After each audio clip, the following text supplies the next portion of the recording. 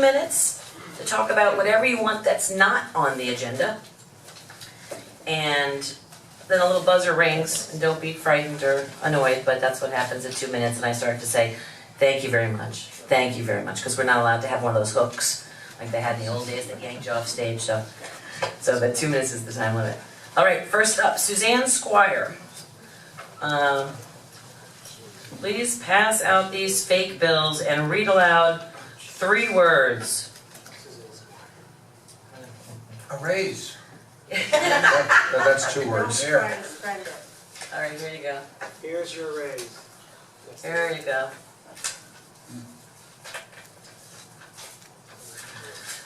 Federal Reserve note. A note is a debt to be repaid. When you spend federal dollars, you promise we the people pay back national debt now. 17 trillion. Please stop spending. Thanks. Dustin Zacks, followed by Peter Tim. Hello. Dear Honorable Mayor, City Commissioner, and Mr. Tim. I want to say what a pleasure it is for you to hear from me, what a great honor it is for you to hear me speak tonight. First, I want to express my disappointment that we're having a planning and zoning board meeting tomorrow night, which is the first night of Rosh Hashanah. I'm appreciative that we're less than 2% of the population of the country, and I'm not particularly observant, but I think our community is large enough in Palm Beach County that it might merit in the future the cancellation of city meetings on the high holidays, out of respect for the members of the board, city staff, and probably most importantly, people who are applying and going in front of us. We don't know how many folks are going to be excluded from speaking tomorrow night. Now, this is especially troubling, as I had already booked previous travel plans for next month's meeting to go to the University of Michigan homecoming game, to see us Wilk, Illinois, and to meet my brand new nephew and niece that is scheduled to arrive. In Yiddish, I would say that it's a shanda, to have a city meeting on the high holidays when we as Lake Worthians embrace our tolerance and inclusiveness every day. Which leads me to my next point. I want to bring the Honorable Mayor and City Commissioner's attention to an issue I think is wreaking havoc in our streets. It's causing shrieking noises in the middle of the night, and it's in the back of all our minds, but it's been savagely neglected by this administration. And I'm talking about cats. We have too many stray cats and people who let their cats wander outside, and that really grinds my gears. It's bad for tourism. Consider superstitious old women from Europe who might see a stray black cat crossing their path as if they're voting or evil or bad luck. It's also bad for sleep. Part of my apartment is up against an alley. I have better things to do than listen to my neighbor call out, "Here, kitty, kitty," in the middle of the darn night. It's also bad for health. Cat scratch fever is a real disease with real consequences. You can look it up on Wikipedia.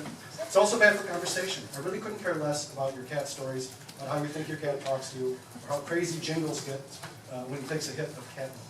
So, what are the solutions for the mayor and the commission here? Well, the Everglades supports a small season of hunting non-native snakes. I support a small-scale hunt within city limits with prizes. Thank you. Mr. Sacks. Peter Tim, followed by Loretta Sharp. Peter Tim, this is a hard act to follow, but I'll do my best. Peter Tim, North Street, and yes, last meeting I think, didn't understand. I know the hotel does not belong to us. The Gulf Stream is in private hands. However, it is in Four Points. It is handled by the bank. It's not in Fort Lauderdale yet. Okay, if you say so, because the people that own it are broke. They lost their other 2 hotels, and I'm surprised that one isn't on the list of losing. But it has been closed for a long time, and I don't expect it to open really quick either.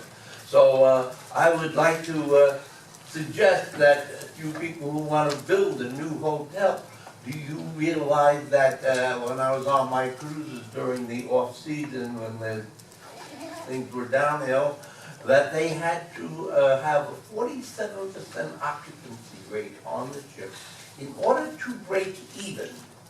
And I said, that's awfully high. And they said, well, it was lower than that, but we can't pass along all the expenses that we have, so we're taking back some of those, and we're adding on to the number of people we have to service in order to make a profit. I don't think the best day in our life we could fill any hotel with 47%, never mind on a daily agenda.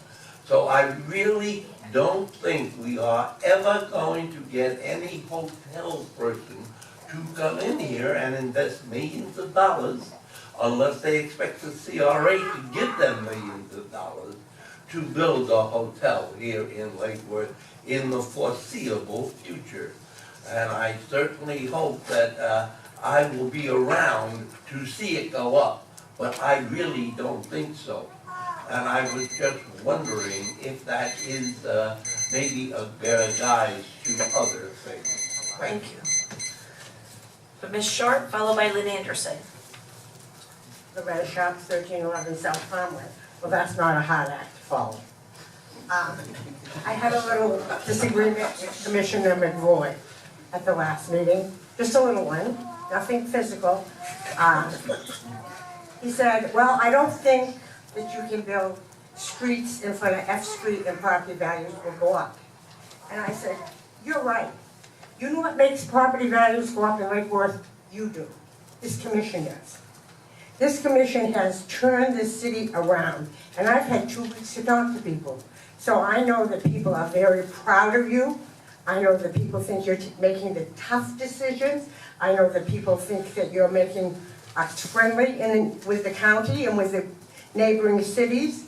I know because I've asked. For 2 weeks I've asked. Why are you interested in buying in Lake Worth if you're not an investor? And they said, we think the city's turning around.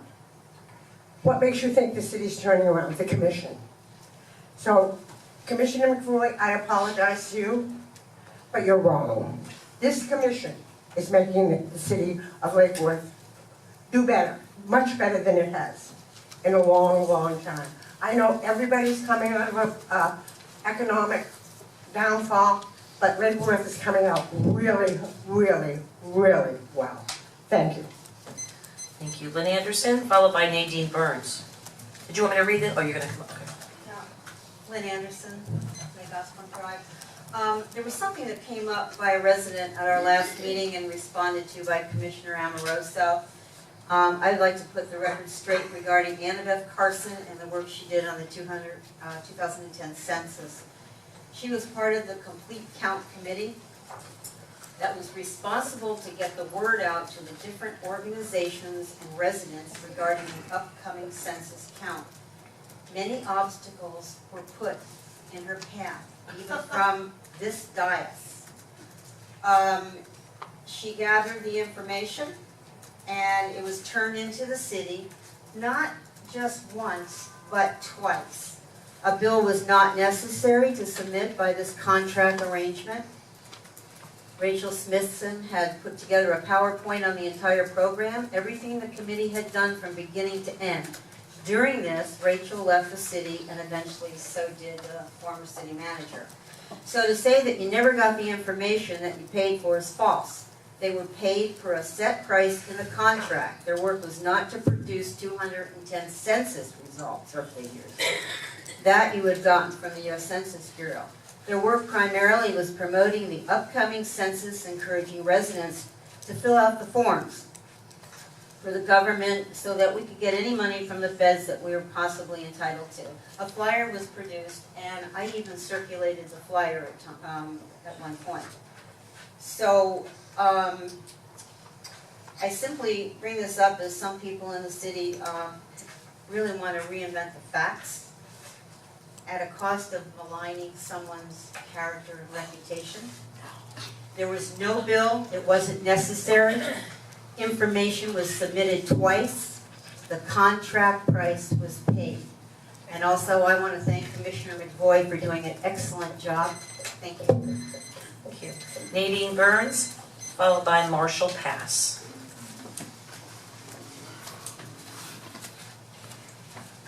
Good evening, Mayor and Commission, Nadine Burns, and the Chamber of Commerce tonight. I want to thank Dustin for coming up and speaking at the mic. It made for us old timers reminisce about Martin, our mailman, and the wonderful public comment that we would get from Martin. So thank you for taking us there. I want to talk about the Tropical Triathlon. This is the 16th year. This is by far, I think, the best triathlon in Palm Beach County. And I know because I volunteer at Loggerhead and others. Nobody has what we have. And there's a sense of real excitement this year. with being able to showcase all of the efforts done by the city. I want to let you all know that Sheriff Rick Bradshaw is our honorary chair this year. He came out supporting a gift for the city's centennial, which was really terrific. We're expecting 500 to be competing. They bring their families, they bring their friends, and we hope they bring more interest in the city of Lake Worth and participants. Our Lakewood High School ROTC has always come out for this event. I want to acknowledge them tonight. They'll come out and run the bicycle course. That's 125 young people with their instructors here, making the streets safe, looking at all the ways that they can, support us back. I love those guys. It's really great. This is the second year. There's a lot of effort. Lake Worth High students are competing as well as their faculty.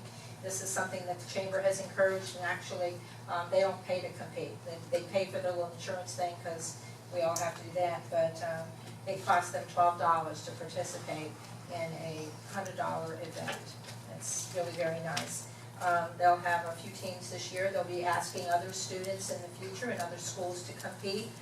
This is their home and their backyard, and they really should own this event. That's my strong conviction. This should be their event. I want to give kudos to the staff, Terry, Neil, Juan, Ruiz, Chris from Public Works. All of them have worked with us tremendously. Terrific. Kudos to them all. Thank you. Thank you very much. Marshall, followed by Yolanda Vasquez. Good evening, members of the commission. Marshall Pasco, 5 Chambers. I don't get up here and speak too often, so first off, I'd like to just mention to you a happy and joyous Nishad Ribar, which is a happy new year to all of my fellow Jews and tribesmen out there. I'm unofficially declared Jew like what after Dustin Zacks and Rachel Waterman, as of the last election. Anyway, as many of you know, and many people out there know, I'm involved with Facebook, and I'm involved with a number of volunteer activities, as many of the people in this room are. We always seem to bump into each other at different events. And recently, while a lot of notation has been made of the area, specifically around Royal Point, Sienna neighborhood, and with the NET, with what they're doing with the CRA now, the fires that occurred a couple nights ago are very disturbing in many ways. And I think it's for the people out there who don't go to Royal Point Center neighborhood and aren't aware, because all of you are, and many of you are as well. Irregardless of where these people come from, what language and what culture, they deserve a safe neighborhood. This whole city, of course, does. There's many in there that are afraid to come to you, or come to the sheriff's office, or anyone else for that matter. It's a very closed group. I ask as a member, I'm on the board of Bryant Park where I live. While my neighborhood has some issues, we all do. It's nowhere near what these people deal with when they have kids walking by and checking out burned out homes, or watching what's going on inside some of these homes where prophylactics, or what we want to say nicely, are left behind, where people can walk into these homes freely, as I did today. Walk into some of these homes and see the remnants that are sitting there. And it's not the first time it's been mentioned. Zoning knows about it, code knows about it. Something must be done to not just seal up these places, do something with them. I would suggest if you can find a place on between C and D, between 3rd and 4th, somewhere in the center of that neighborhood, give them a home that they can use. Thank you. Neighbors helping neighbors, help clean it up, make that their central meeting area. Thank you. Thank you. Yolanda Vasquez? Except for this one? Followed by Miss Lindsay. Hello, Hello there. I'm the baby. Yolanda Vasquez, 5 Lucky South Street. Just gonna touch very shortly on what Mr. Pass had said. I live in District 1 in Royal Point, Sienna, and I'm a couple of boards. And I just want to make sure that you guys are aware, which I'm sure you are, that a lack of, I'm sure the other neighborhood associations and other neighborhoods have the same challenges, but for a real lack out there for safety. There's not enough lighting. There's a lot of, what's hanging around, and we've had a couple hit and runs, vehicles destroyed, families' only transportation destroyed, including myself, and houses invaded, robberies, drug dealing, and a lot of this has to do with sufficient lighting. If I know you guys have a plan, maybe I've seen it. If, just keep us in mind. Thank you. Thank you. Ms. Lindsay?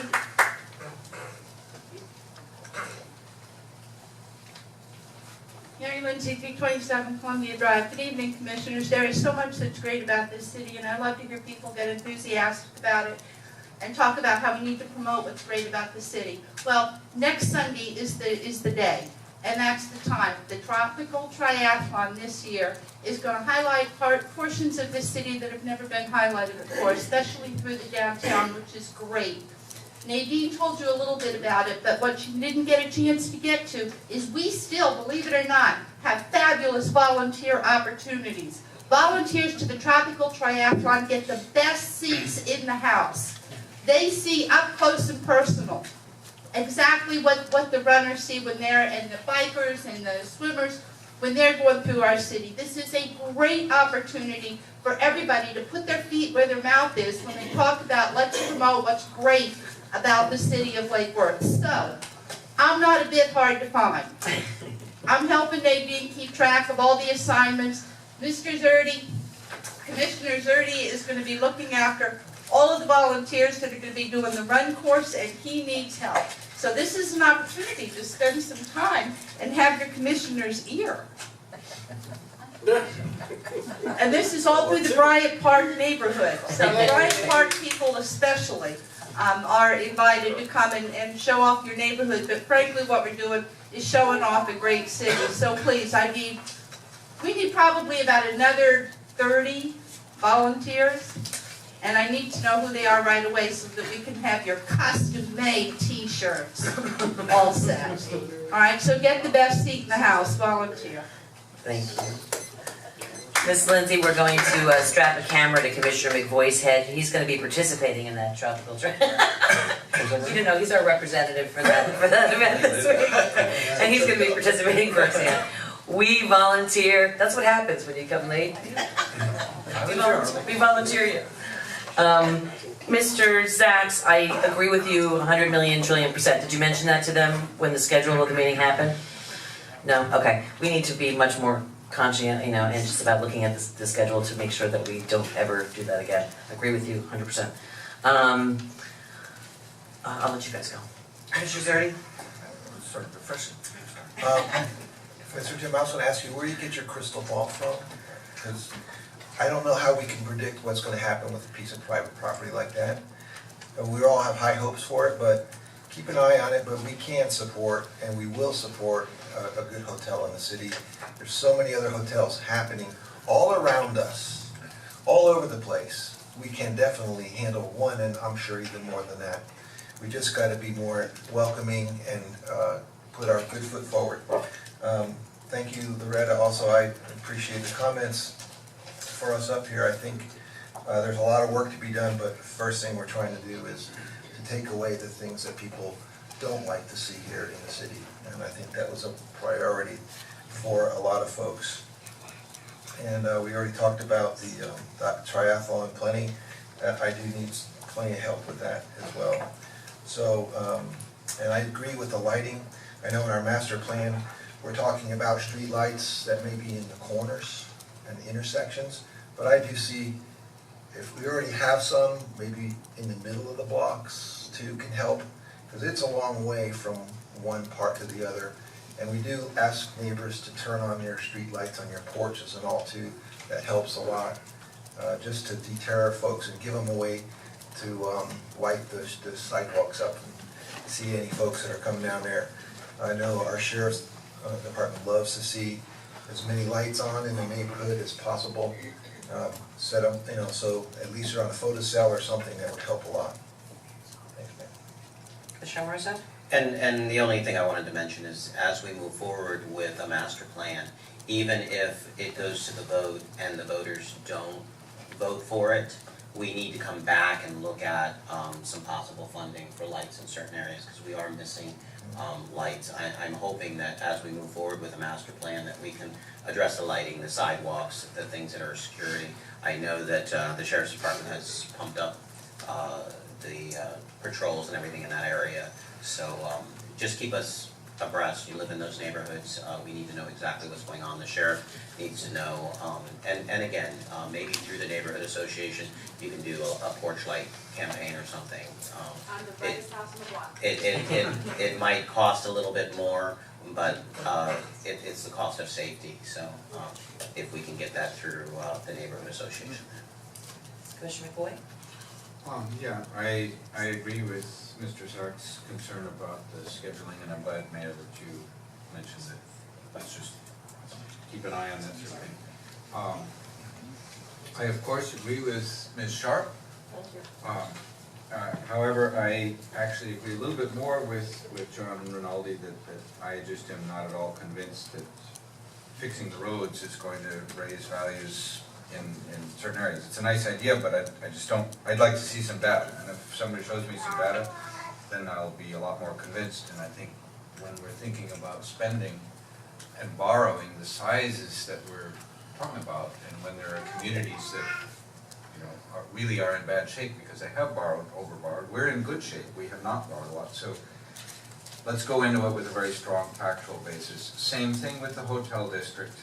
I can't agree more with Mr. Tim. I think if we had such an enormous need for a hotel district here, the hotel industry would be knocking down our doors. They're the professionals. They're the ones that know and do the market analysis.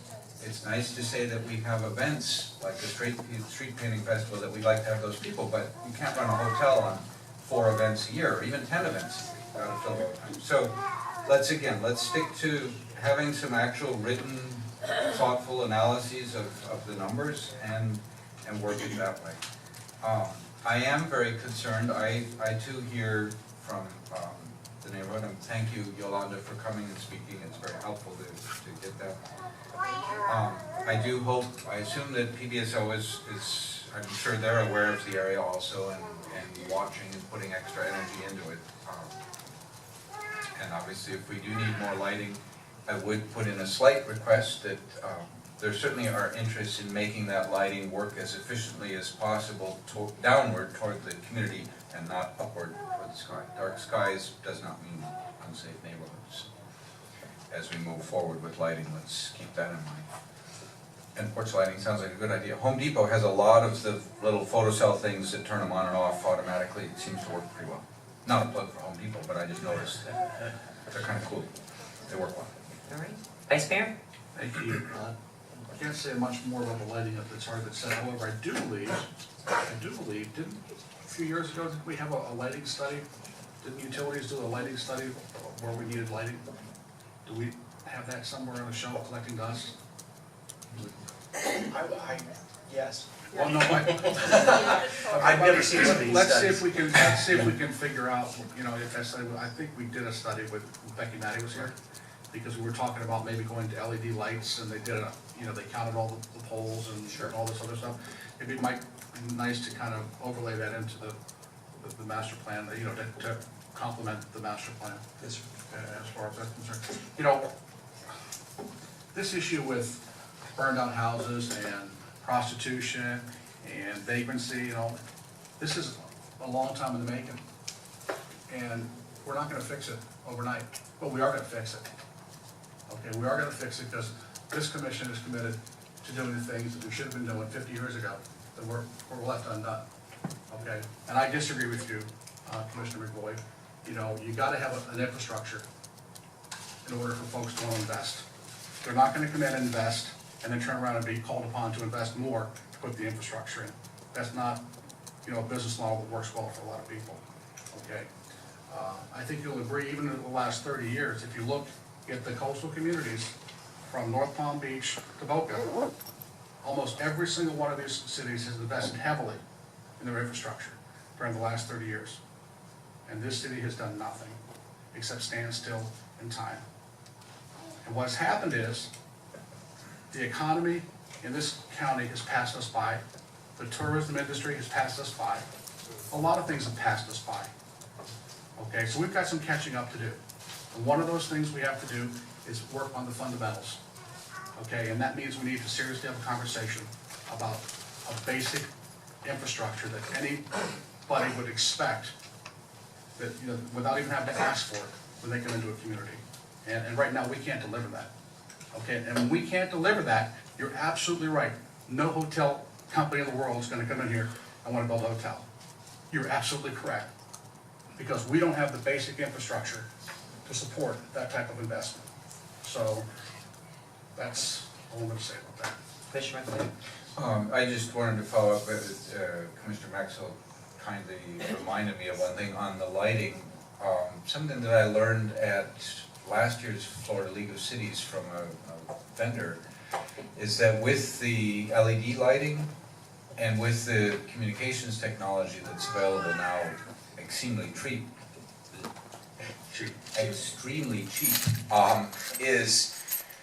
and possibly somebody here from PBSL may be aware of it, but I'd never heard of it, which was a cool idea, that you can dim LED lights very easily.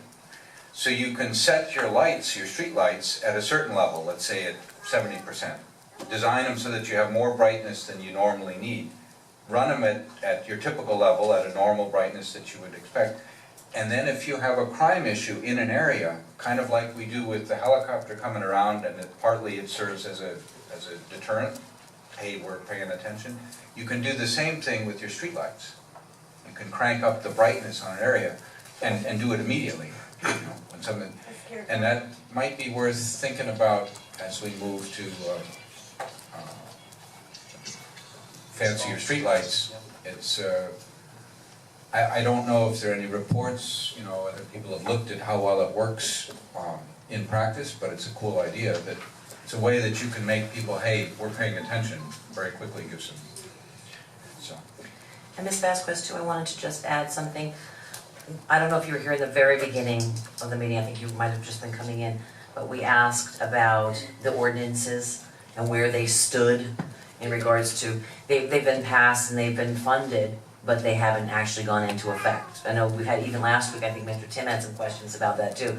You got all these new ordinances, why aren't you doing them? Because they haven't, we're just waiting for them legally to take effect, so once they do, we'll be able to do that. Because I think a lot of the issues too are people that are not supposed to be in those properties that are abandoned or whatever, doing whatever, and then, you know, I don't know what that certain circumstance was about, nor do I pretend to, but that is, you know, one of the reasons why we had to have more teeth in this, to be able to board up those properties to make sure that they're safe and secure to protect the neighborhoods. So, you know, we finally got the tools now, let's use them, we can't wait to use them. I'm sure everybody's happy about doing that. But I just wanted you to know, and I'm very, very excited about being able to clean things up, and you need lighting, yes, desperately. Any lighting. Any lighting, I know. Commissioner Marson? Just real quick, yeah, that goes back to, you know, any lighting. We can brighten the streetlights we have, but we're talking about infrastructure that doesn't exist. I know. And so this is lighting that doesn't exist, that can't be lit a little lighter, so, you know.